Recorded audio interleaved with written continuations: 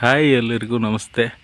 ಇವತ್ತು ನಾವು ಭೀಮಾ ಗೇಟ್ ಬಳಿ ಇದ್ದೇವೆ. ಭೀಮಾ ಗೇಟ್ ಅಂದರೆ ಇಲ್ಲಿ ಈ ಒಂದು ವಿಜಯನಗರ ಸಾಮ್ರಾಜ್ಯವನ್ನು ಒಳ ಪ್ರವೇಶ ಮಾಡಬೇಕು ಅಂತಂದರೆ ಎಲ್ಲ ಕಡೆಯಲ್ಲೂ ಒಂದು ದ್ವಾರ ಬಾಗಿಲು ಅಂತ ಇರುತ್ತೆ.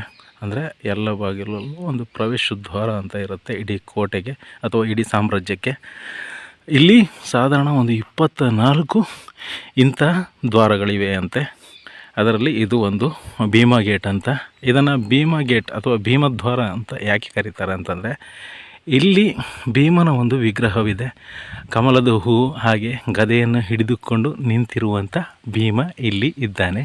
ಅದಕ್ಕೋಸ್ಕರ ಇದನ್ನು ಭೀಮಾ ಗೇಟ್ ಅಂತ ಕರೀತಾರೆ. ಇದರ ಒಂದು ವೈಶಿಷ್ಟ್ಯತೆ ಏನಂತಂದರೆ, ಶತ್ರುಗಳ ಪಡೆ ಇಲ್ಲಿ ದಾಳಿ ಇಟ್ಟಾಗ ಇದಕ್ಕೆ ನೇರವಾಗಿ ಬರಬಾರ್ದು ಅಂತ ಇದು ಸೊಟ್ಟಗಾಗಿ ನಿರ್ಮಿಸಲಾಗಿದೆ ಅಂತೆ.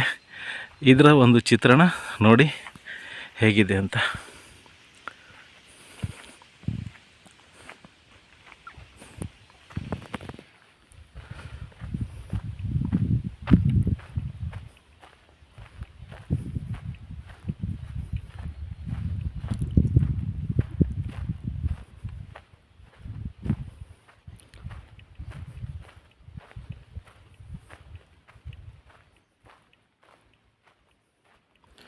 ಈ ರೀತಿಯಾದಂಥ ಒಂದು ನಿರ್ಮಾಣವನ್ನು ಇಲ್ಲಿ ಮಾಡಲಾಗಿದೆ ಭೀಮನ ದ್ವಾರದಲ್ಲಿ.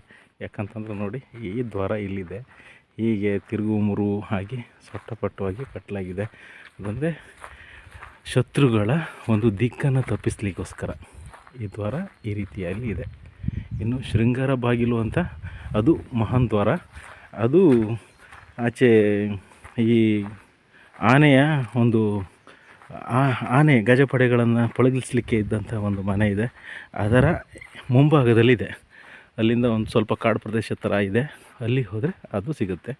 ಇದು ನೋಡಿ, ಇದು ಭೀಮನ ದ್ವಾರ, ಭೀಮನ ಹೆಬ್ಬಾಗಿಲು. ಇದು ಹೂವಿನ ಬಾಗಿಲು. ಇಲ್ಲಿ ಯಾವುದೇ ರೀತಿಯಾದಂಥ ಈ ಬಾಗಿಲಿಗೆ ಇದರದ ಕಥೆ ಏನೂ ಇಲ್ಲ. ಇದು ಹೂವಿನ ಬಾಗಿಲು. ಒಂದು 24 ಬಾಗಿಲಲ್ಲಿ ಈ ಒಂದು ಬಾಗಿಲು ಕೂಡ ಇರ್ಬೋದು. ಇದು ಹಂಪಿಗೆ ಹೋಗುವಾಗ ಎಡಭಾಗದಲ್ಲಿ ಸಿಗುತ್ತೆ. ಇಲ್ಲಿ ನೃತ್ಯ ಮಾಡುತ್ತಿರುವಂಥ ಹುಡುಗಿಯರು ಹಾಗೆ ಬಸವನ ಒಂದು ಚಿತ್ರ ಸಿಗುತ್ತೆ. ಉಬ್ಬು ಶಿಲ್ಪದಲ್ಲಿ ಮಾಡಿ ಇಟ್ಟಿದ್ದಾರೆ. 2 ದೊಡ್ಡದಾದ ಕಂಬ. ಹೀಗೆ ಈ ಒಂದು ದ್ವಾರ ಬಾಗಿಲ, ಈ ಹೂವಿನ ಬಾಗಿಲ ಆಕೃತಿ ಈ ರೀತಿಯಲ್ಲಿ ಕಾಣಿಸ್ತಾ ಇದೆಯಲ್ಲ, ಹೀಗಿದೆ.